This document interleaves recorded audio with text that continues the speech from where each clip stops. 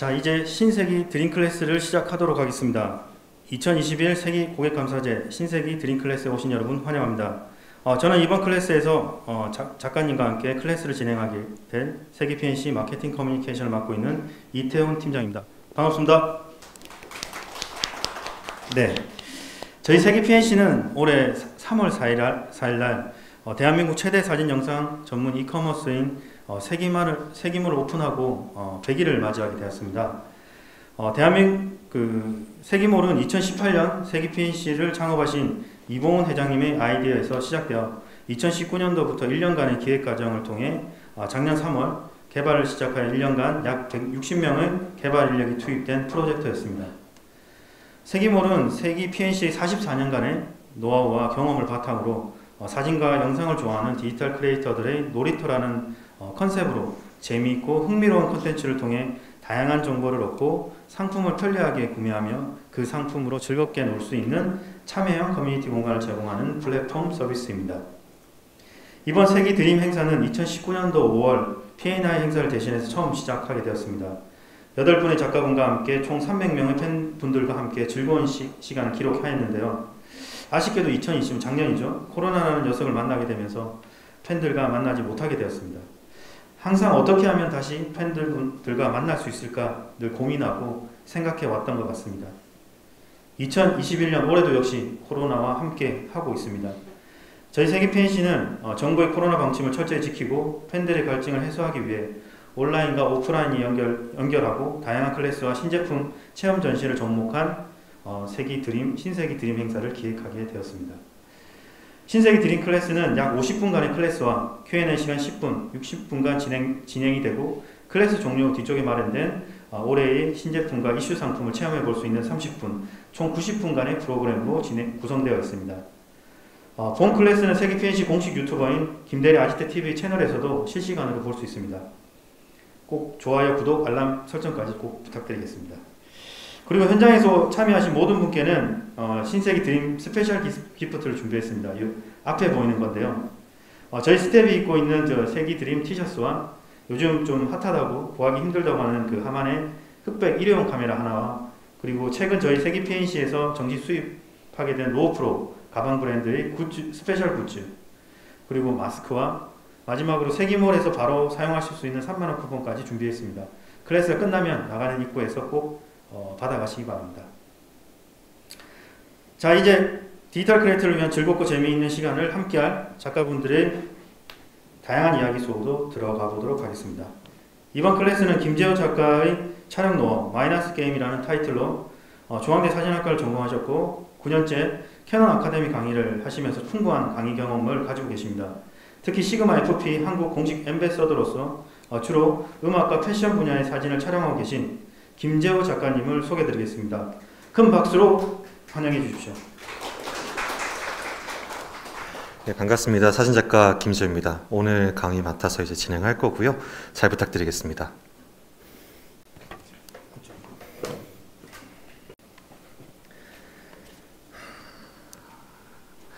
그러면 오늘 이제 제 강의 마이너스 게임 진행하도록 하겠습니다.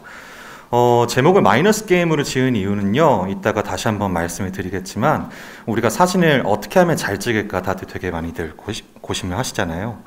그 요소들을 하나하나 생각하다 보면은 무엇을 더 뺄까에 대한 게임이 사실 되게 중요한 포인트여서 오늘은 그 부분에 대한 이야기를 하려고 수업을 이렇게 준비해 봤습니다. 보겠습니다.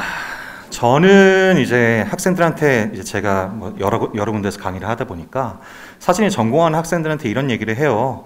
사진을 잘 찍는다라는 것은 글을 잘 쓰는 것과 되게 닮은 구석이 많다라고 얘기합니다.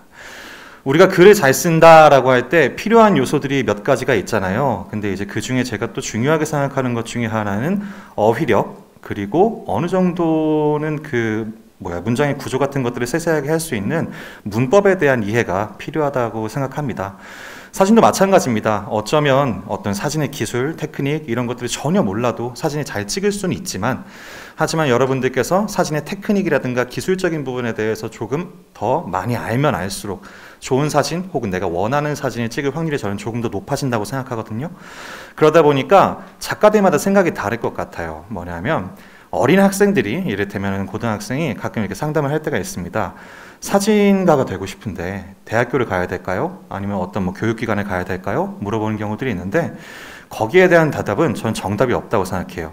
일단 저의 대답은 사진가 그 자체가 목적이라면은 굳이 대학교를 갈 필요는 없다. 작가가 되기 위해서 대학교를 꼭 가야 될 필요는 없다. 근데 이제 좀 더 롱런하기 위해서, 그리고 사진가로서 우리가 평생을 살아가는 데에서 여러 가지 모습을 가져가기 위해서는 대학교가 필요하다라고 얘기하는 편입니다. 근데 거기에서 이제 대학교에서 전공한 친구들과 아닌 친구들의 차이가 또 한 가지가 나요. 전 이게 뭐가 더 옳다, 그르다, 뭐가 더 잘났다, 못났다 이런 얘기는 아닌 것 같고요. 기본적인 어떤 클래식적인 테크닉의 차이는 조금 납니다. 그 부분에 대한 얘기도 이제 오늘 조금 더 할까 합니다. 사진 같은 경우에는 입문 혹은 중급까지 닿는 과정이 다른 예술 매체에 비해서 굉장히 쉽죠. 왜냐하면 카메라라는 기계 장치가 해주는 부분이 되게 많기 때문이에요.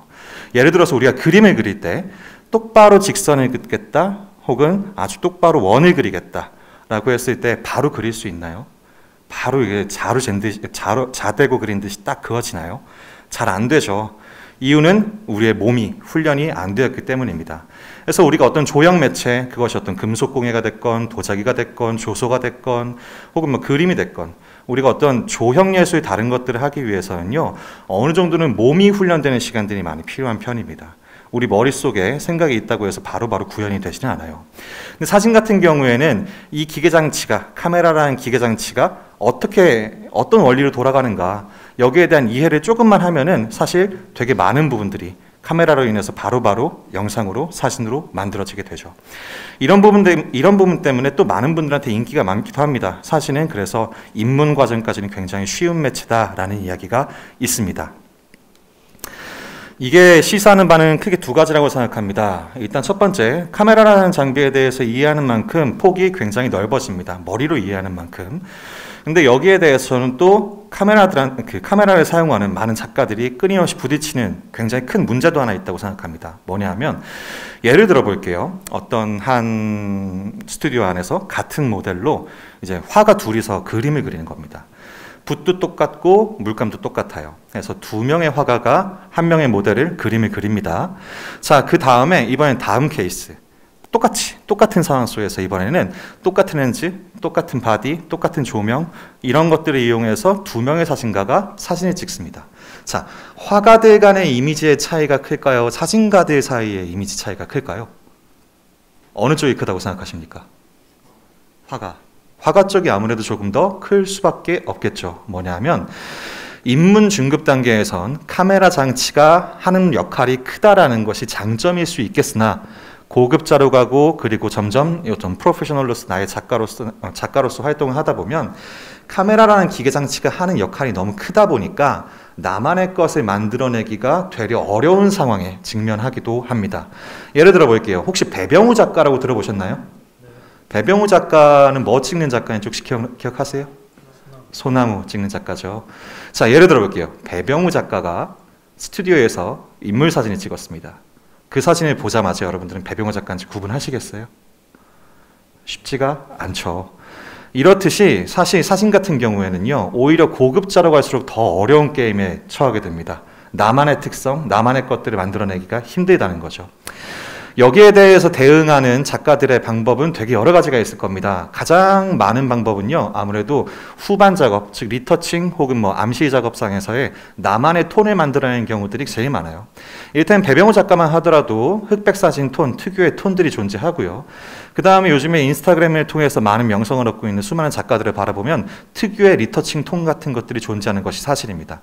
그래서 후반 작업의 톤을 통해서 나의 것들을 드러내는 경우들이 많죠. 근데 이것만 있는 것은 아닙니다. 이를테면 주로 사용하는 렌즈에 따라서 자신만의 원근 감각을 만든다든가, 혹은 어떤 디테일들, 정말 조그마한 카메라 무브먼트에 의해서 만들어진 자신만의 점선면 디자인을 갖춘다든가, 이런 것들이 있을 텐데, 저는 마지막 부분, 이 디테일에 대한 이야기를 조금 오늘 다뤄볼까 합니다.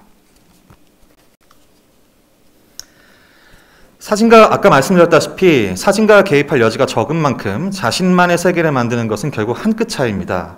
저는 여기에 대해서 대응하기를, 이제 이건 저만의 방식이에요. 이것이 옳다, 이것이 어떤 우리가 다 같이 추구해야 되는 것이다, 이건 아니고요. 제가 접근하는 것은 뭐냐면요, 다시 원래대로 돌아와 보는 겁니다. 이런 생각을 했습니다. 우리가 그림을 그리거나 조각을 하거나 이럴 땐 몸이 훈련돼야 되잖아요. 이를테면 지금 여기 있는 돌을 깎아내기 위해서 이제 끌과 정으로 이제 깎아내야 되는데 얼마만큼의 터치를 쳐야 지금 이만큼 깊이가 파일 것인가? 이게 우리 몸이 기억하는 것. 이게 사진엔 적용될 수 없을까? 전 그 부분에 있어서 우리의 몸을 이용해서 최대한 카메라 무브먼트의 미세 조절을 하는 것들에 집중해서 가봤습니다. 그래서 그 부분에 대한 이야기인데요. 사진가 평론가 중에 한 분이죠. 진동선 작가가 있습니다. 진동선 작가가 이제 본인의 책에 썼던 말 중에서 사진은 마이너스의 예술이다라는 것을 보고 저는 거기에서 힌트를 얻었습니다. 자, 뭐냐 하면 우리가 그림을 그린다라고 했을 때 빈 캔버스 혹은 벽 혹은 뭐 어떤 도화지 어디가 됐든 간에 우리가 그림을 그리고자 하는 곳에다가 점선면 조형 요소를 더해가면서 이미지를 만들게 되죠. 근데 사진은 어떻습니까? 이미 펼쳐져 있는 세상에서 내가 원하는 것만 남기고 나머지 것들을 사각형 바깥으로 밀어내는, 즉 빼나가는 과정을 통해서 우리가 사진을 만든다라고 합니다. 그래서 진동선 작가는 사진은 마이너스 게임이다. 수없이 많은 방향으로 해석되어질 수 있는 여지를 작가가 보여주고 싶은 방향으로 이끌어가기 위해서는 나의 의지에서 어떤 내가 이제 의도한 바에서 방해가 되는 것들을 최대한 빼나가는 과정 속에서 표현이 완성된다라고 얘기합니다. 아까 제가 이 수업의 이유가 마이너스 게임인 이유가 있다고 말씀드린 게 바로 이 부분이었습니다. 자, 그러면 어떻게 마이너스를 할 것인가? 이 부분은 또 오늘 수업 이외에도 또 수없이 말할 게 많겠지만 오늘 세 가지 포인트를 한번 준비를 해왔습니다. 테크닉에 대한 부분에서 일단 이야기를 해볼게요. 자, 첫 번째는 촬영 포지션입니다. 카메라가 어디 있어야 되느냐라는 거죠. 일반적으로 우리는 눈의 위치에 따라서 사물이 달리 보이는 것을 이제 사진에 적용하지 못하는 경우가 많아요. 예를 들어 볼까요? 눈앞에 뭔가 이렇게 가려져 있어요. 근데 이 너머를 보고 싶습니다. 그럼 우리 어떻게 합니까? 옆으로 이렇게 고개를 살짝 꺾어서 바라보게 되죠. 근데 우리가 사진을 찍을 때 이것을 적용하지 않으시는 분들이 되게 많습니다. 사실 오늘 수업에 들어오신 분들이 각각 어느 정도 레벨로 현재 이제 자신의 작업을 하고 계신지 저는 잘 모르겠어요. 그렇기 때문에 제 말이 어떤 분들한테는 나는 이미 그거 다 알고 있는 건데 일 수 있겠지만 그런 분들께서는 그냥 공감 정도로 들어주시면 감사하겠습니다.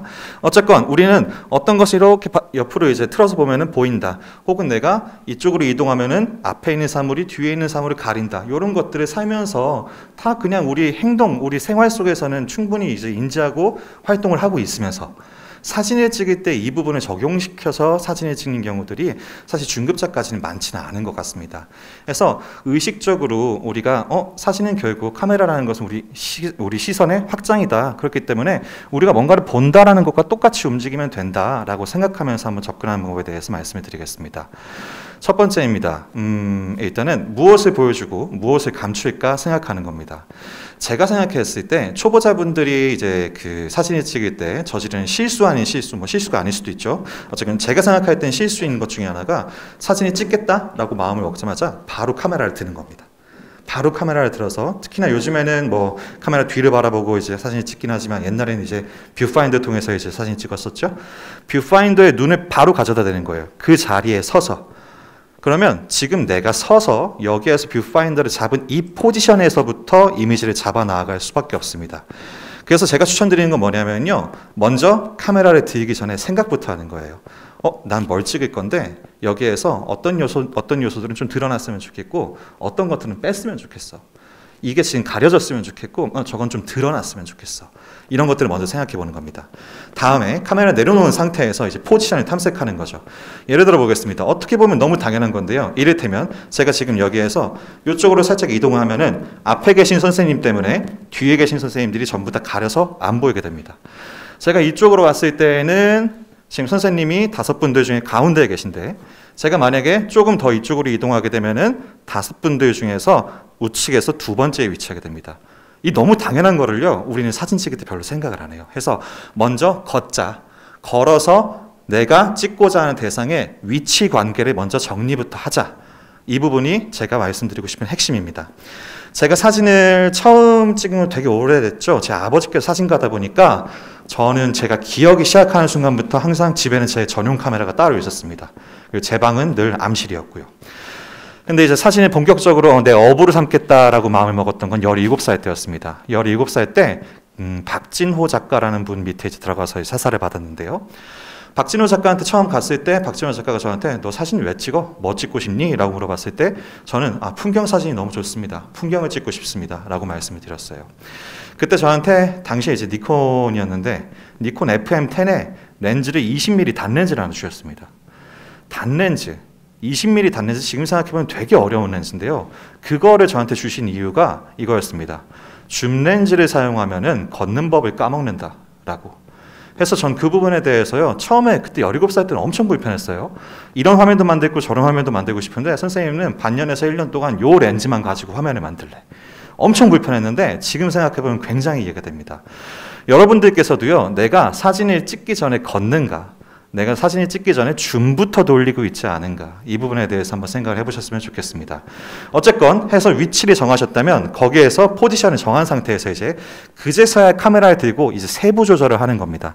여기에서 핵심은 뭘 더 뺄까에 대한 얘기입니다. 제가 일단 대충 사진을 찍어보겠습니다. 정말 대충 찍을게요. 찍은 사진을 먼저 보겠습니다. 지금 사진을 봤을 때 여러분도 혹시 뭐 답답한 거 없으신가요? 불편한 거? 지금 사진 딱 봤을 때 딱 예쁜가요? 아니죠. 그냥 전 별 생각 없이 방금 여기에 섰기 때문에 그냥 여기에서 눌렀습니다. 자, 이번에 잠깐 화면을 정리하겠습니다. 지금 제가 찍으면서 신경 썼던 것들 위주로 일단 말씀을 드릴게요. 보면, 네. 신경 썼던 것들, 일단 첫 번째, 이건 제 습관이기도 한데요. 사람 찍을 때 사람 머리 뒤로 수평선이나 수직선 들어가는 것들을요, 저는 의도적으로 넣을 때 아니면 가급적이면 피하려고 합니다. 어떤 일부러 좀 긴장감을 주거나 혹은 불편감을 주고 싶을 때 일부러 머리 뒤나 사람 얼굴 앞으로 뭔가 선이 지나가는 것들을 허용하기도 해요. 근데 그게 아니면 가급적 전 피할 수 있으면 피하고 싶습니다. 그래서 지금 일종의 피한 겁니다. 이해되시나요? 안에 넣어버린 거죠. 그리고 여기도 넣으려고 애썼는데 다 넣어지진 않았습니다. 자, 그 다음에 제가 아쉬웠던 거, 지금 여기 선 지나가는 거 도저히 못 피하겠더라고요. 그 다음에 마찬가지로 여기 같은 경우에도 여기 선 지나가는 것도, 그리고 여기 선 지나가는 것도 못 피했습니다. 다만 여기에서 제가 조금 더 정리를 하려고 했던 것들, 바로 직전의 사진이랑 비교를 해봤을 때 이 사진과 이 사진에서 앉아 계신 분들의 머리 높이를 한번 보시죠. 보면은 머리 높이를 가급적이면 일렬로 만들려고 했습니다. 봤을 때 아까 전 사진보다 이 사진이 어쨌건 조금 더 정리된 느낌이 드는 이유 중에 하나겠죠. 해서 이 머리 높이가 맞아떨어지기 위해서 저는 뭘 조절했죠? 이렇게 앞으로 가가지고 살짝 앉았습니다. 카메라 렌즈의 높이를 앉아 계신 여러분들 높이에 비슷하게 맞춰주고 그 상태에서 살짝 움직이면서 좌우 선들을 피해서 넣을 걸 넣고 피할 걸 피하면서 화면을 만들어냈습니다. 이런 부분들을 평소에 사진을 찍으면서 여러분들께서 조금만 신경을 써보시면 이것도 또 재미있는 게임이 될 것 같습니다. 자, 다음으로 넘어가겠습니다. 마이너스 게임. 다음에는 렌즈 그리고 초점 거리입니다. 되게 제가 중요하다고 생각하는 부분입니다. 우리가 보통 렌즈를 바꾼다, 어떤 렌즈의 초점 거리를 바꾼다, 줌 렌즈에서 줌을 땡기고 민다 라고 했을 때 되게 많은 경우의 수들이 거의 대부분 화각에만 집중해서 보세요. 24mm에서 70mm 2470 렌즈를 사용하면서 2470으로 돌리는 이유는 여기서부터 여기까지 찍겠다, 여기서부터 여기까지 찍겠다, 화각에 집중해서 돌리는 경우가 태반입니다. 자, 근데 생각해보죠. 이를테면 뭐 16mm와 한 400mm 차이, 요 정도 차이가 아니라면 일반적으로 이제 좀 열린 공간 안에서 2470은요, 예를 들어서 예를 들어서 한 50mm 요쯤 바라봐요. 그러면 더 넓게 바라보고 싶으면 어떻게 하죠? 뒤로 물러나면 원하는 화각을 만들어낼 수 있는 거고, 이를테면 지금 24mm로 찍어요. 24mm로 찍는데 여기서 좀 너무 넓은 것 같아요. 앞으로 다가가면은 원하는 만큼 또 좁혀지겠죠. 무슨 얘기를 하고 싶은 거냐면 화각, 어디서부터 어디까지 찍힐 것인가 라는 것은 사실 대상과 나의 거리를 통해 어느 정도는 조절이 될 수 있는 거잖아요. 자, 그러면 24mm와 70mm가 도저히 사람의 노력으로는 바꿔질 수 없는 부분이 있어요. 어떤 부분이 바꿔질 수 없을까요? 원근감입니다. 그 초점거리, 그 해당 렌즈가 가지는 원근감, 공간을 구성하는 방식만큼은 우리의 노력으로 그게 변화하지 않아요. 광각 렌즈를 마운트한 상태에서 망원 렌즈의 공간감을 보여주겠다? 이건 불가능한 일이겠죠. 화각을 보여주겠다는 가능할지도 모르지만요. 자, 그렇기 때문에 여러분들께서 바로 이 원근감을 렌즈의 특성으로 집중해서 보셨으면 좋겠어요. 자, 한번 볼까요? 자, 지금 가운데 있는 사물을 가급적이면 비슷한 크기로 찍으려고 노력한 상태에서, 제가 찍은 사진이 아니고 이제 사진 교과서 같은 데 자주 나오는 이미지입니다. 자, 여기에서 지금 뒤에 공간의 변화를 보시죠. 105mm, 50mm, 35mm, 24mm로 변화하는 이미지들. 여기에서 가운데에 있는 사물의 크기는 거의 변화하지 않죠. 근데 공간의 특성이 계속해서 변화하고 있어요. 우리는 렌즈를 사용한다라고 했을 때 바로 이 부분을 이해하고 의도적으로 사용할 줄 알아야 된다라고 저는 생각하고 있습니다. 자, 광각 렌즈의 특성 뭐가 있죠? 광각 왜곡이라고 얘기하죠. 광각 렌즈의 특성은요, 가까운 것은 더 크게, 멀리 있는 것은 더 작게 보여준다는 것. 이게 광각 렌즈의 특성이고요. 그 다음에 망원 렌즈는 우리가 망원 압축이라고 얘기하죠. 가까이 있는 것과 멀리 있는 것이 크기 차이가 상대적으로 덜 나게 되어서 마치 붙어 있는 것처럼 보이게 되고, 때문에 두 사물 간의 거리가 압축된 것처럼 보인다라고 얘기해서 우리 이제 망원 압축이라고 얘기해요. 그래서 광각 왜곡, 망원 압축. 사진에 좀 관심을 가지고 뭔가 책을 보시면서 공부를 하셨을 분들이면 한 번쯤 보셨을 만한 이야기일 것 같습니다. 어쨌건 이것을 우리가 의도적으로 얼마나 사진 속에서 활용할 수 있는가도 전 되게 중요하다고 생각합니다. 자, 첫 번째, 표현할 무드를 생각해 봅니다. 차분하게 이미지를 정리하면서 보여줄 것인가, 아니면 원근감을 조금 더 과대 해석해가지고 다이나믹하게 보여줄 것인가, 혹은 어쨌건 거기에 이제 내가 원하는 무드가 생각이 났다면요, 그에 어울리는 초점거리를 생각해 보는 겁니다.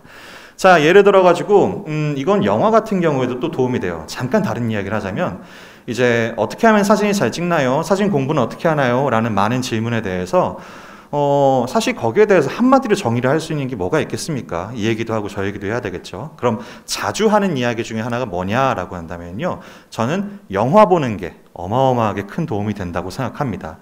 실제로 굉장히 많은 사진가들이 음악 애호가 혹은 영화 애호가인 경우가 많아요. 자, 영화 같은 경우에는 전 이렇게 생각합니다. 결국 우리가 뭔가 사진의 구도를 결정하고 디자인을 만들어낼 때 완전히 없는 데에서 만들어내기보다는요, 결국 평소에 우리가 직간접적으로 경험한 이미지의 영향을 받아서 우리가 사진을 찍을 때 그 디자인을 해내는데 영향을 끼친다고 생각합니다. 때문에 평소에 좋은 거, 그리고 멋진 거, 아름다운 것들을 많이 보는 게 도움이 된다고 생각하는데, 저는 그 부분에 있어서 최고의 도움은 영화라고 생각합니다. 아까 말씀드렸던 박진호 작가랑 제가 10대 때 사진 공부를 할 때 핵심 중에 하나는요, 하루에 영화 한 편씩 보는 거였어요. 이제 선생님께서 이제 순수 사진 작가라서 그다지 바쁘시지가 않으셨는데, 선생님 작업실 가면요, 같이 이제 신문들 이렇게 몇몇 언론사들이 같이 교차해서 읽고, 책 읽고, 그날 이제 사진 진도 좀 뺀 다음에 영화를 봅니다. 영화 보면서 여러 가지 얘기를 해요. 이를테면 그런 것들이겠죠. 조금 더 디테일하게 보는 겁니다. 이를테면 우리가 보통 영화를 보면은 감독이 이끌어 나아가는 스토리 라인에 따라서 그 에너지를 이제 따라가잖아요. 근데 단지 그 에너지에 따라가는 것뿐만 아니라 조금만 더 분석적으로 바라보는 겁니다. 예를 들어서 전체적으로 갈등이 해소되어서 이제 다운되는 그런 분위기를 그리고 있어. 때문에 전체적으로, 자, 사람 사진을 찍을 때 그 사진의 상당 부분에서 머리의 이 공간, 이 부분을 헤드룸이라고 합니다. 헤드룸을 좀 많이 비운 상태에서 망원으로 밀고, 망원으로 멀리에서 관조하듯이 찍고 있어, 이런 식으로 한번 생각을 해보는 겁니다. 혹은 지금 되게 다이나믹한 장면이고, 이 다이나믹한 장면을 보여주기 위해서 감독은 광각 렌즈를 통해서 핸드헤드로 쫓아가면서 사진을 찍음으로써 원근감이 과장을 줘가지고 이미지에 있어서 뭔가 에너지를 주고 있어, 이런 식으로 생각을 해보면서 찍는 거예요. 생각할 거리는 굉장히 많습니다. 오늘 말씀드린 아까 그 부분부터 해가지고, 카메라 포지션에 대한 부분부터 해가지고, 오늘 이야기 주제는 아니지만 이를테면 조명 같은 경우에도 그래요. 이를테면 뭔가 강렬한 이미지를 만들어내기 위해서 그림자의 경계선이 명확한 하드라이트로 간다. 전체적으로 부드러운 분위기를 만들기 위해서 소프트라이트를 만든다. 뭐 이런 식으로 우리 영화를 볼 때 조금만 더 생각하면서 보는 겁니다. 다시 이쪽으로 돌아올까요? 우리가 어떤 무드를 만들기 위해서 렌즈를 선택한다라고 했을 때, 자, 그 다음에 생각을 했다면요, 이제 대상과 촬영자의 거리를 조절하면서 사진을 찍는 겁니다. 자, 근데 여러분들 광각이 어렵습니까? 망원이 어렵습니까? 광각이 더 어렵죠. 광각이 왜 더 어려울까요? 네? 많이 들어와서. 맞아요. 많이 들어와서. 또 한 가지 있어요. 왜곡이 많아서. 네, 다 나왔습니다. 핵심 두 가지가 다 나왔어요. 감사합니다. 자, 첫 번째, 아까 제가 이 수업의 제목이기도 했죠. 뺀다라고 말씀드렸잖아요. 자, 근데 광각은 넓게 바라봅니다. 넓게 바라보기 때문에 뺄 게 너무 많아요. 사진 초보자한테 16mm, 20mm 같은 렌즈를 갖다 주면요, 화면이 굉장히 엉성해지거나 혹은 복잡해집니다. 간단하죠. 정리를 다 못하기 때문에. 자, 그래서 저는 이 부분 때문에도 광각이 어렵다고 생각하고, 그 다음 바로 원근의 차이, 왜곡의 차이 때문입니다. 가까이 있는 것은 크게, 멀리 있는 것은 작게 나오는데 이것을 효과적으로 화면상에서 컨트롤하는 방법을 알 리가 만무해요, 초보자들은. 그렇기 때문에 뭔가 중요하게 다뤄야 될 것들이 화면상에서 너무 작다든가 혹은 별로 중요하지 않은 게 화면상에서 너무 크다든가 이런 것들 때문에 이미지가 사실 광각이 훨씬 더 저는 어렵다고 생각합니다. 자, 해서 이 부분에 대해서 제가 또 마찬가지로 시연을 하면서 한번 보여드리도록 하겠습니다. 다들 알고 계신 거 일단 적용해서 한번 찍어볼까요? 선이 짧다 보니까 제가 충분히 가까이 다가가지 못했는데요. 자, 보이시죠? 맨 앞에 계신 선생님과 맨 뒤에 계신 선생님의 크기 차이 보이시나요? 자, 이게 그 다음에 이번엔 선 정리 안 했습니다. 자, 이번에는 각각 머리 크기가 별로 차이가 안 나죠. 이것이 우리가 보통 사용하는 그 광각과 죄송합니다. 광각과 그리고 망원의 차이인데요. 이 부분을 조금 컨트롤해서 한번 다른 분위기의 사진 두 장을 찍어보도록 하겠습니다. 앞에 선생님이 한 분 앉아 계셨으면 좋았을 것 같은데 앞에 안 앉아 계셔가지고 되게 M1 카메라를 일단 잠깐 주인공으로 삼아봤거든요. 자, 봤을 때 이건 또 핀이 나갔네요. 자, 어쨌건 화면 디자인만 보겠습니다. 요 이미지와 요 이미지 봤을 때 이 이미지와 이 이미지는 앞에 있는 것과 뒤에 있는 크기 차이가 굉장히 크기가 많이 차이 나게 되죠. 자, 봤을 때 이쪽 같은 경우에 조금 약간 넓은 이미지가 쫙 펼쳐지는 그런 다이나믹한 느낌이라면은 이쪽은 좀 정리가 돼서 차분한 느낌입니다. 해서 이게 광각과 망원의 차이이죠. 그래서 이따가 제가 제 사진 보여드리면서 또 설명드릴 테니까요. 이건 여기에서 일단 지나가도록 하겠습니다. 자, 마지막으로 심도입니다. 이 심도 같은 경우에는 많은 분들이 알고 있다고 생각하지만 사실은 정확히 알고 계신 분들이 또 소수인 그런 요소 중에 하나죠. 심도는 여러분들께서 알다시피 어디서부터 어디까지 초점이 맞아 보이는 것이냐라는 겁니다. 이 부분도 약간 잠깐 설명하자면요. 이제 중급자를 위한 설명과 그리고 초급자를 위한 설명이 좀 나뉘어요. 뭐냐 하면 초급자들한테 수업을 하는 경우에는요. 저는 이제 이렇게 얘기합니다. 심도란 초점이 맞는 범위다. 그 다음에 중급자 이상을 설명할 때 이렇게 설명하죠. 심도란 초점이 맞아 보이는 범위다. 여러분들께서 아시는 분들은 아시겠지만 F1이나 F22나 F32나 사실 초점이 맞는 범위는요 변하지 않습니다. 초점이 맞는 가상의 한 면은요 그대로 고정이에요. 다만 우리가 심도라고 얘기하는 것은요 우리가 충분히 상을 식별할 수 있을 만큼 상이 또렷한 범위라는 거예요. 그러니까 초점이 맞아 보이는 범위. 이 범위는요 몇 가지 법칙으로 만들어집니다. 첫 번째, 이 범위는 몇 대 몇의 비율로 만들어지는가라고 했을 때 앞쪽이 얕고 뒤가 깊은데 앞쪽이 초점이 맞은 곳으로부터 카메라 쪽으로 3분의 1, 그 다음에 뒤쪽이 그 뒤쪽으로 3분의 2가 맞습니다. 즉 초점에 맞은 부분에서 앞이 좁고 뒤가 깊은 거죠. 그리고 이것은요 심도가 깊어지건 얕아지건 상관없이 늘 범위는 똑같이 움직입니다. 즉 얕은 심도로 여기다가 초점을 맞췄을 때 앞이 3분의 1, 뒤가 3분의 2가 되는 이것이 심도가 깊어진다고 하더라도 비율이 변화하지 않는다는 거죠. 늘 앞이 3분의 1, 뒤가 3분의 2가 맞습니다. 이 부분을 참 평소에 늘 사용하게 되는 분들은 아마 음식 사진 찍으시는 분들이 아닐까 싶습니다. 그리고 풍경 사진 찍으시는 분들이요. 우리가 음식 사진 찍어 놓은 걸 보면요. 이를테면은 접시 위에 뭔가 담겨져 있고 카메라가 이쪽 사선으로 찍는다고 쳤을 때 접시의 정중앙에다가 초점을 맞추지는 않습니다. 어느 쪽으로 초점을 이동해서 찍을까요?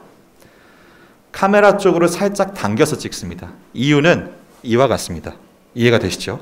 자, 이 법칙에 대해서 일단 기억하시고 그 다음 우리가 보통 심도를 얕고 깊게 만들기 위해서 무엇을 조절하는가 여기에 대해서 위에 두 가지는 거의 대부분의 분들께서 알고 계실 것 같습니다.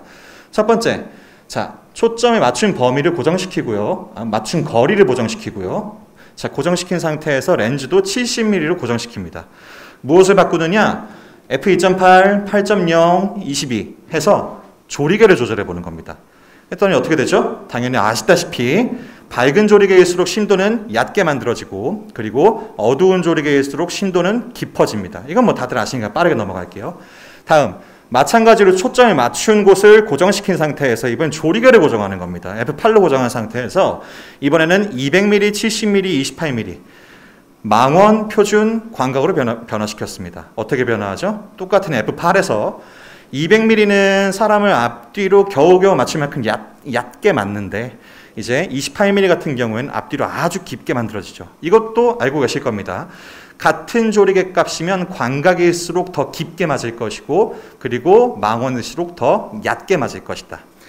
자, 그 다음에 이 부분에 대해서 많은 분들이 별로 적용을 못하고 찍으신 경우가 많습니다. 볼까요?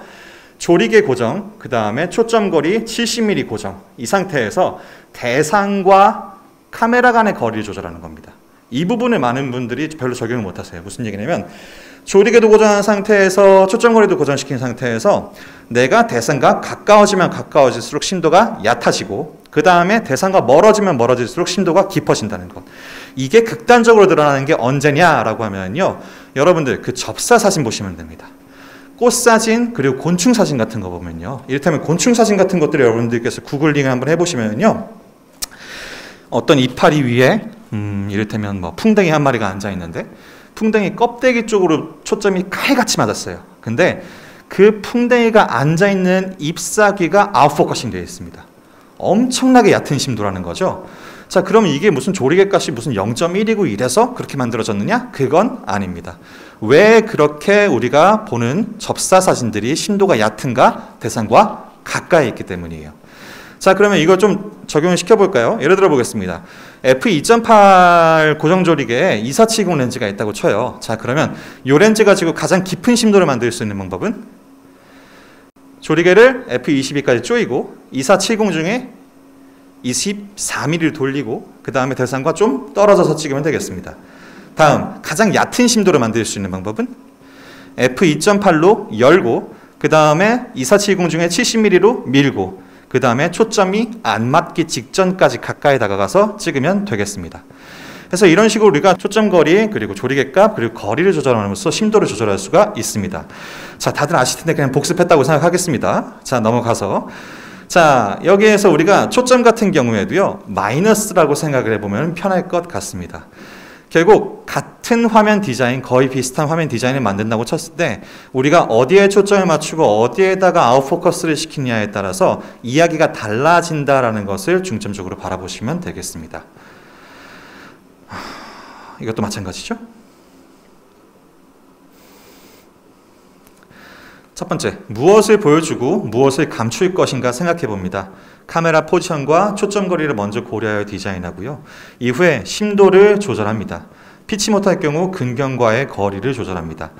원래는 시연인데 이거 지금 넘어가도록 하겠습니다. 이 부분 같은 경우는 굳이 제가 시연을 안 보여드려도 여러분들께서 아웃포커싱 된 사진과 펜포커스 된 사진을 생각을 해보시면 될 부분이어서 일단은 넘어가도록 하겠습니다. 자, 셀프 크리틱 부분입니다. 이제 수업의 마지막 부분인데요. 우리가 사진을 찍을 때 이제 어떻게 하면 잘 찍느냐는 되게 폭넓은 질문을 제가 가끔 받는다고 말씀드렸잖아요. 거기에 대한 대답 중에 하나가 이게 있어요. 뭐냐면 어릴 때 이제 공부 잘하는 친구들의 이제 특징이 있잖아요. 예습 복습 철저히 하고. 자, 그 다음에 그 친구들이 이제 보통 공부할 때 또 뭐 있죠? 오답 노트를 만듭니다. 바로 이 부분입니다. 여러분들께서는 평소에 여러분들께서 그동안 찍었던 사진들을 얼마나 자주 보시는지, 얼마나 자주 보고 그 다음에 그 사진들을 볼 때 감상해졌는지 아니면 그것을 분석하시는지, 그 부분에 대한 얘기예요. 이것도 마찬가지로 이제 저의 그냥 개인적인 가치관에서 바라보는 관점이라 생각해 주면 좋을 것 같습니다. 저는 제가 찍었던 사진들을 굉장히 자주 봅니다. 의도적으로 좀 자주 보려고 해요. 자주 보고 이것들을 보면서 아쉬운 것들을 어떻게든 하나씩 뜯어내려고 합니다. 아, 내가 거기에서 조리개를 쪼였더라면, 아, 내가 거기에서 조금 이렇게 이동했더라면, 아, 내가 그날 렌즈 그걸 좀 가져갔더라면, 이런 것들을 생각을 해보는 거죠. 해서 저는 옛날 사진들을 바라보면서 일종의 후회의 목록을 적었습니다. 그래서 그 후회의 목록들을 계속해서 적고 또 적다 보면요, 사진을 다음에 찍을 때 그것들이 뭔가 자연스럽게 기억나면서 움직이게 돼요. 저는 이제 선생님들 어시스턴트를 어릴 땐 좀 많이 했었는데 그 중에서 언젠가 이제 배병호 선생님 사진 찍을 때 따라간 적이 있어요. 배 선생님 사진을 찍는데 제가 생각하는 배병호 선생님의 되게 큰 장점 중에 하나가 이제 뭐 스승한테 어떤 장점이 뭐냐 뭐 이렇게 얘기하기 되게 그렇긴 한데 선생님한테 되게 감동받은 것 중에 하나가 뭐냐면 선정리를 정말 기가 막히게 하세요. 원래 사진 전공이 아니고 디자인 전공입니다. 디자인 전공이시다 보니까 그 선 정리하는 감각이 저는 정말 뛰어나다고 생각해요. 그래서 어떻게 보면요, 그 유명한 시리즈인 소나무 시리즈 같은 경우에 쉽게 복잡해질 수 있는 대상이거든요. 그리고 쉽게 대상이 뭔가 보기 싫게 변할 수 있는 거예요. 아래 위로 수직선이 쭉쭉 그어져 있는 그 대상을 그렇게 화면 가득 채워서 찍는다는 게 사실은 쉽지가 않습니다. 근데 지금 제가 지금까지 오늘 얘기했던 이 마이너스 게임에 대한 얘기를 할 때 어떻게 보면 가닿을 수 있는 가장 그 테크닉적으로 가장 어려운 경지는 저 그 부분이라 생각하거든요. 복잡한 것을 단순한 것처럼 정리하기. 저는 이게 제일 어렵다고 생각합니다. 그래서 그 선정리 정말 기가 막히게 하시는데 언젠가 여쭤봤어요. 선생님 사진 찍을 때 이거 하나하나 어떻게 이제 다 보시면서 찍으시냐고 했더니 아니 그냥 찍는데? 라고 하시는 거예요. 사진을 이제 정말 오랫동안 찍으신 분들 같은 경우에는요, 사진을 찍으면서 조리개 값이 어떻고 초점거리가 어떻고 대상과의 나의 거리가 어떻고 이런 생각들은 나중에 안 하게 됩니다. 근데 안 한 이유가 평소에 안 했기 때문에 안 한 게 아니에요. 해볼 만큼 해보고 후회할 만큼 후회해보고 잘못된 것을 계속 고치다 보면요, 나중에 몸에 인이 박힙니다. 그래서 정말 별 생각을 안 하는데 실은 그 시간 동안 쌓아왔던 목록들 때문에 그 자동으로 움직이는 거예요. 비슷한 걸로 저는 음악과 관련된 사진이 많이 찍는데 그 중에서 공연 사진도 많이 찍습니다. 이디오테이프라는 밴드가 있어요. 그분이 전자악기를 되게 여러 개를 이렇게 놓고 찍으시고 공연을 하시거든요.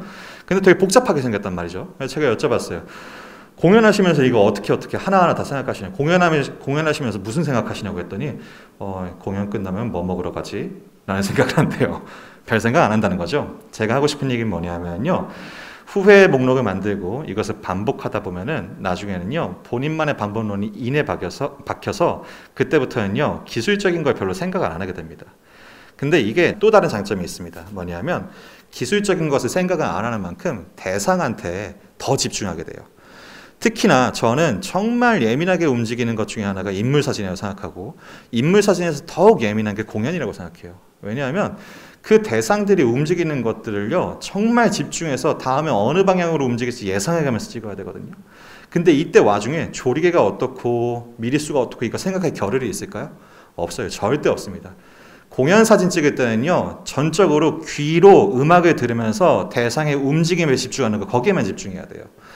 그렇기 때문에 이 부분이 전 특히나 더 중요했습니다. 자, 보겠습니다.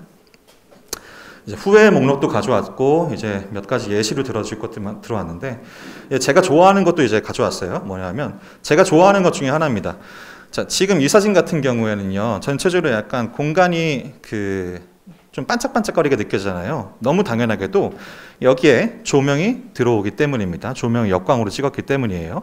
자, 근데 여기에서 이따가 다른 사진에도 한 장 나올 텐데, 여러분들한테 이제 팁입니다. 이제 이거는 이제 카메라 무브먼트 이외에도 팁인데, 조명이 뭔가 이제 역광이나 반역광으로 등장했을 때 조명을 예쁘게 찍는 방법 중에 하나는요, 조명이 어딘가에 살짝 가리게 만들면요, 하레이션이 살짝 사라집니다.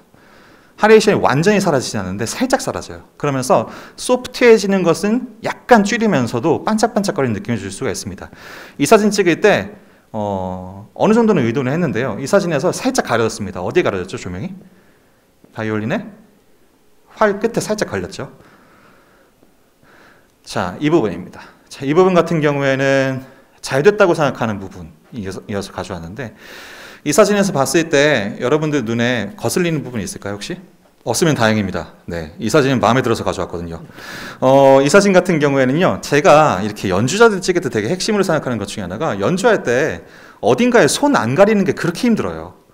근데 여기 지금 보면요, 앞에 계신 분은 근경으로 이제 껴서 찍었고, 그 다음에 뒤에 있는 이제 두 분이 계신데, 두 분의 손이 어디에도 안 잘렸습니다. 그 다음에 두 분의 얼굴이 또한 서로 겹치지 않았고요.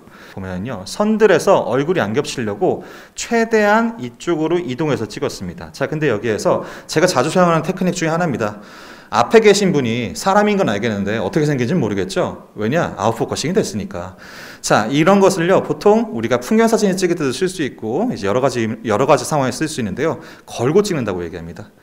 근경에 어떤 대상을 걸고 찍었을 때 이 대상이 아웃포커싱 돼서 형체를 알아볼 수는 없으나 어쨌건 이 대상이 있음으로 해서 근경이라는 게 걸리게 되고 근경이 걸리고 해서 화면에 원근, 깊이감이라는 게 또 다르게 생기기도 해요. 자, 이 사진에서 만약 맨 앞에 계신 저 남자분의 이 뒷모습이 사라진다고 생각해 보세요. 그럼 사진의 밀도가 좀 떨어질 수가 있겠죠. 그래서 제가 이 사진에서 이 두 분의 얼굴이 다 나오는 각을 잡힐 때 아마 이분보다 앞에 계신 남자분보다 카메라를 앞으로 빼서 만들려고 했으면 좀 쉬웠을 거예요. 근데 굳이 이 화면 뒤에서 이 부분을 끼면서도 이 가운데에서는 안 가리는 정답을 찾으려고 했던 게 화면의 밀도감에 있어서는 되게 좋아서 가져왔습니다. 자, 이 사진입니다. 약간 아쉬워요. 제가 만약에 이 상황으로 다시 돌아가서 찍을 수 있다면, 근데 인물 사진, 특히나 공연 사진의 특성상 절대로 다시 돌아갈 수 없겠지만 돌아간다면 저는 이동할 거예요. 어디로 이동할까요? 오른쪽으로 좀 걸어갈 거예요. 제가 여기에서 오른쪽으로 조금 이동했으면 이분이 여기 가운데로, 이분이 여기 가운데로 옵니다. 이해되세요? 제가 아까 얘기했던 카메라 포지션 있잖아요. 이 부분이에요. 만약에 이분 얼굴이 조금 더 이쪽으로 오고 그 다음에 이분 얼굴이 선이 뒤에서 가리지 않은 채로 저 뒤 무대 배경의 가운데로 올 수 있었더라면 뭔가 딱딱 맞아떨어질 것 같았는데, 근데 지금 이렇게 찍어 놓으니까 뭔가 되게 애매모호한 느낌이었습니다. 이건 이제 그냥 일종의 조크 같은 거였는데요. 그냥 저 스스로만의 조크 같은 거였는데 굳이 이렇게 찍을 필요는 없었는데 뒷 배경에 저런 원형의 뭔가가 이제 그 빔 프로젝터로 이제 쏴지고 있었어요. 그래서 일부러 저 원의 가운데다가 사람의 머리를 놓으려고 일부러 위치를 비집고 들어가서 찍었습니다. 자, 이 사진 같은 경우에는 이제 이것도 제가 조금 아쉬운 건데, 제가 다시 돌아가서 사진을 찍는다면요, 저는 살짝 왼쪽으로 걸어갈 것 같아요. 자, 보시면은 지금 어두워서 사진이 잘 안 보이는데요. 앞에 계신 분의 그림자가 뒤쪽에 맺히는 거 보이세요? 저 그림자가 저 앞에 있는 노트북하고 겹쳤어요. 만약 제가 왼쪽으로 살짝 걸어갔다면요, 그림자가 노트북과 실제 사람 사이에 그림자가 들어갔겠죠. 그럼 조형적으로 더 예쁘지 않았을까? 그런 생각이 듭니다. 뭐 굳이 저런 것까지 생각해야 돼? 라고 물어보실 수 있는데요. 사실 저런 것들이 꼭 중요하진 않아요. 제가 개인적으로 추구하는 거라고 말씀을 드렸습니다. 근데 제가 이 부분에 있어서 되게 영향을 또 많이 받았던 작가가 있어요. 내셔널 지오그래피라는 이제 잡지의 소속 작가 중에서 유명한 작가가 있습니다. 다 들어보셨을 것 같아요. 스티브 맥커리라는 작가가 있습니다. 제가 정말 존경하는 작가 중에 한 분인데, 스티브 맥커리가 정말 잘하는 게 바로 카메라 포지션이라고 생각해요. 기가 막힌 카메라 포지션. 저는 정말 한때, 요즘에는 안 그러는데 한때 이제 20대 때에는 스티브 맥커리 사진들을 보면서요, 이 사람이 왜 이걸 이렇게 찍었을까에 대해서 한 장 한 장 분석하려고 되게 애썼었어요. 근데 그 중에 되게 감동이었던 것 중에 하나 뭐냐면요, 그림자 플레이예요. 그림자가 뒷 배경에 가 닿는 부분이 있다면요, 그림자가 예쁜 위치로 카메라를 만듭니다. 그래서 사진을 찍어요. 네, 그 적절한 예시 사진을 오늘 가져올 수는 없었지만 나중에 궁금하신 분들은 한번 보셨으면 좋겠어요. 자, 이 사진에서 아쉬운 점, 살짝 우측으로 이동해서 머리에 수직선이 안 지나가게 만들었을 것 같습니다. 이쪽으로. 다음, 카메라의 높이. 여러분들 지금 이 사진 딱 보자마자 이 악기가 눈에 딱 보이세요? 잘 안 보이죠. 근데 만약에 카메라 높이가 살짝 높았다면, 이 건반 부분이 조금만 더 보였다면, 아, 우리가 어딘가 TV에서 봤던 이 치는 타악기구나라는 걸 조금 더 쉽게 인식할 수 있지 않았을까요? 그쵸?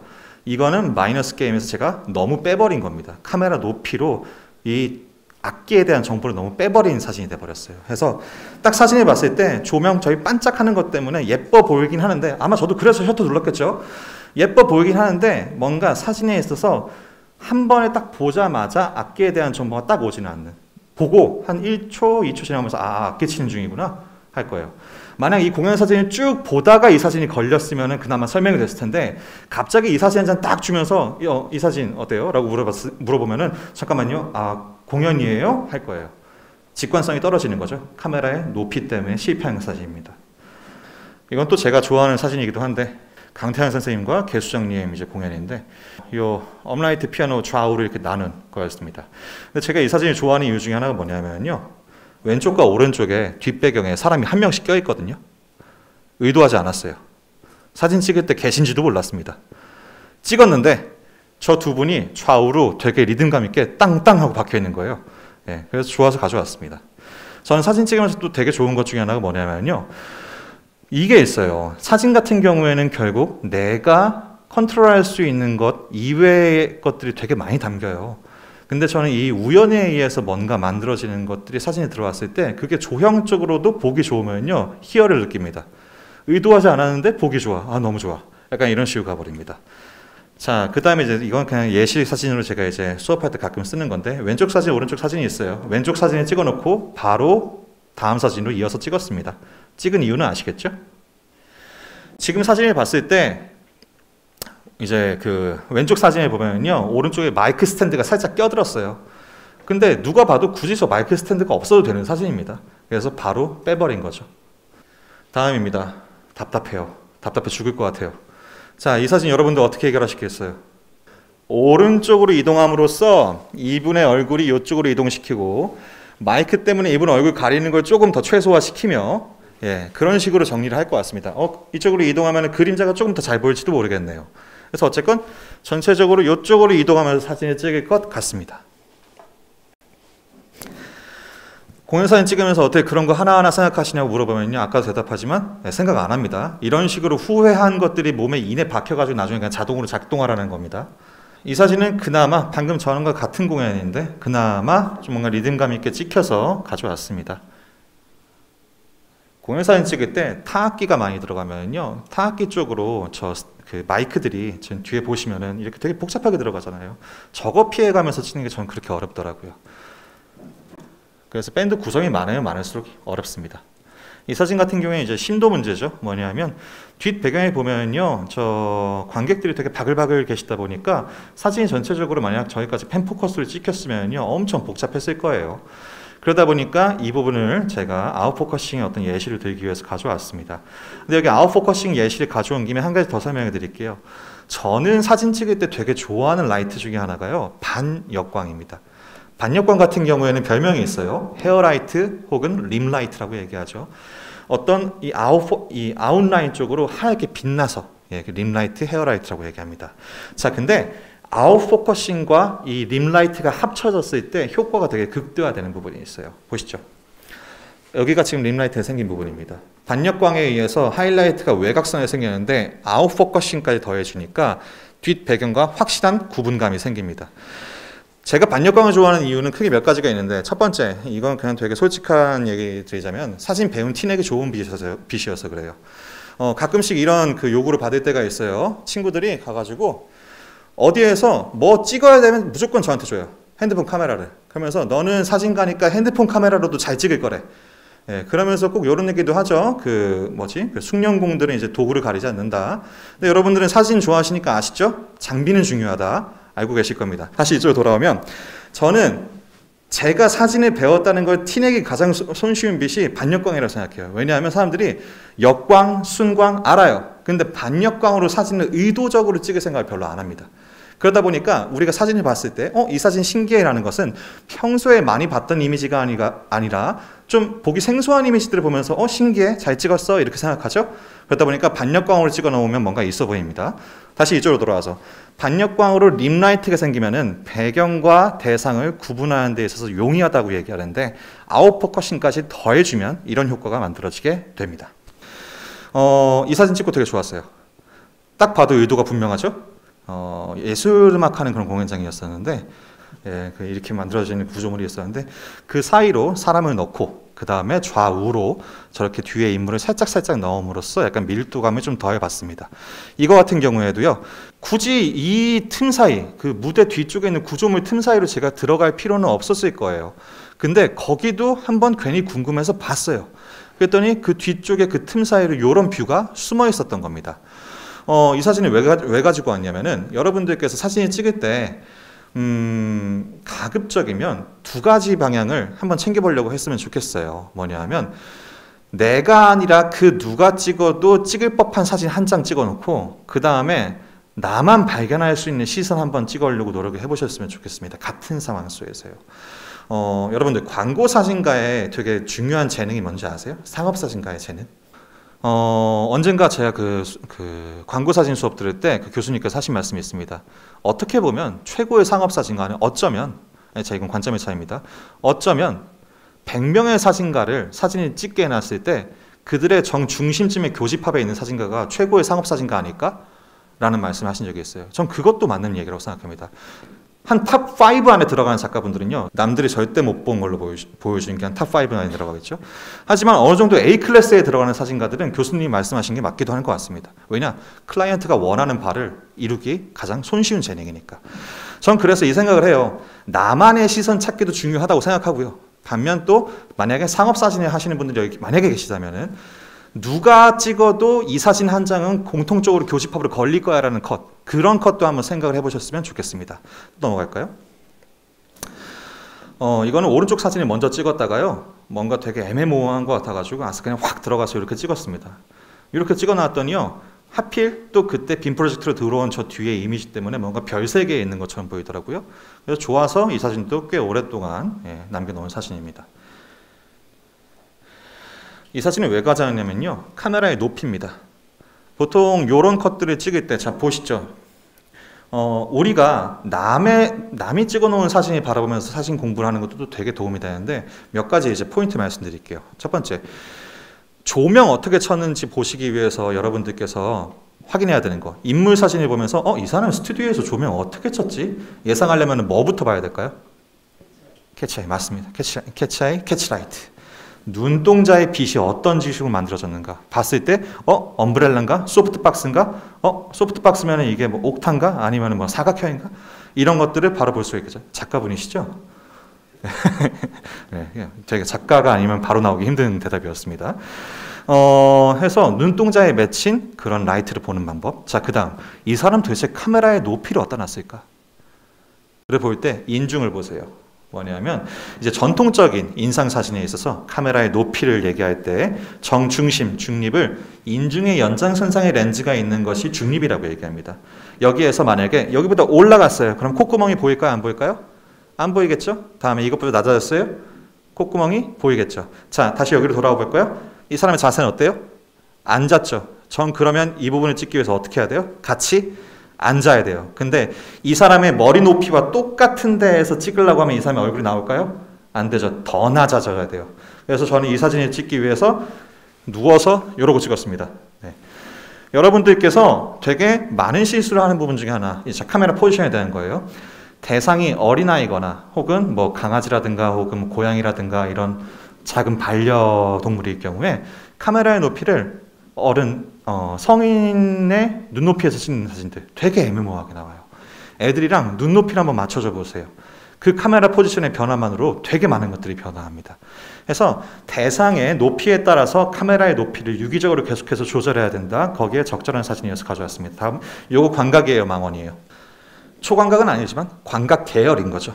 광각 계열이라는 거 알 수 있는 것, 근경과 원경의 크기 차이. 그로 인해서 광각은 다이나믹함이 좀 있다고 했죠? 다이나믹함이 좀 더해졌습니다. 그래서 저는요, 어떤 퍼포먼스를 찍을 때, 이 사진 같은 경우에 이제 현장에서 바로 찍었던 거지만, 예를 들어서는 무용 공연이라든가 이런 걸 찍을 때 늘 체크해요. 리허설 때, 풀 리허설 때 사진 찍을 수 있습니까? 본공 때만 찍으면 좀 아쉬울 것 같은데 꼭 얘기합니다. 왜 리허설 때 찍을 수 있는지 확인하려면요, 본공 때는 제가 무대 안에 절대 못 들어가죠. 이제 리허설 때는 제가 광각을 들고 가까이 붙어서 찍을 수 있어요. 리허설 때는. 그러면 어떤 무용이라든가 이런 것들의 다이나믹함이 훨씬 더 크게 다가옵니다. 그래서 더 높은 퀄리티의 사진을 원하신다면 풀 리허설 꼭 완전 풀로 해주시고 그때 사진 촬영 기회 한번 달라고 공연장 측에다가 꼭 얘기합니다. 그래서 요거 같은 경우에는 물론 이제 라이브 퍼포먼스였으니까 그렇긴 하지만, 자, 여기도 이제 광각에 적절한 예인 것 같아서 가져왔습니다. 몇 장이 더 있긴 한데 슬슬 30분이 돼가지고 지금부터 이제 Q&A를 슬슬 받아야겠죠. 네. 해서 일단 여기까지 마치고 궁금한 점은 지금부터 이제 Q&A로 받도록 하겠습니다.